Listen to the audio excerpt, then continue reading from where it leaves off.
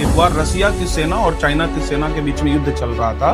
तो रसिया की सेना ने चाइना की सेना को 3 तरफ से घेर लिया। जब तीनों तरफ से घेर लिया तो रसिया की सेना वाले बड़े प्रसन्न हुए और अपने हेड ऑफिसर के पास फोन लगाए कि सर, हमने तो चाइना की सेना को घेर लिया है और उसमें भी तीनों तरफ से घेर लिया है। अब चौथे तरफ से घेरने की तैयारी कर रहे हैं और उसके बाद तो हम चाइना की सेना को बहुत जल्द हरा देंगे। तो जो हेड ऑफिसर था उसने फोन पे जो बोला उसे ध्यान से सुनिएगा। जो हेड ऑफिसर था रसिया का, उसने फोन पे बोला कि ऐसी गलती बिल्कुल मत करना। तो रसिया की सेना ने कहा कि क्यों भाई, हम तो चारों तरफ से घेर लेंगे तो और बेहतर ना होगा।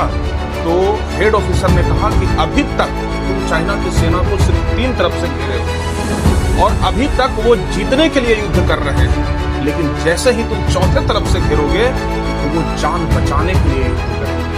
और जब कोई व्यक्ति अगर जान बचाने के लिए लड़ता है तो किसी हद को पार कर देता है। और अगर चाइना की सेना ने जान बचाने के लिए युद्ध लड़ा तो शायद वो जीत जाए। तो जीवन का एक बहुत बड़ा सीख ये है कि जब तक सिर्फ आप जीतने के लिए काम करते हो ना, तो इतने अच्छे तरीके से काम नहीं करते हो। लेकिन अगर आपका कोई काम करने का लक्ष्य जीवन से जुड़ जाए कि अब यही जीवन है, यही मरण है, तो फिर आप उस काम में अपनी पूरी ताकत झोंक देते हैं।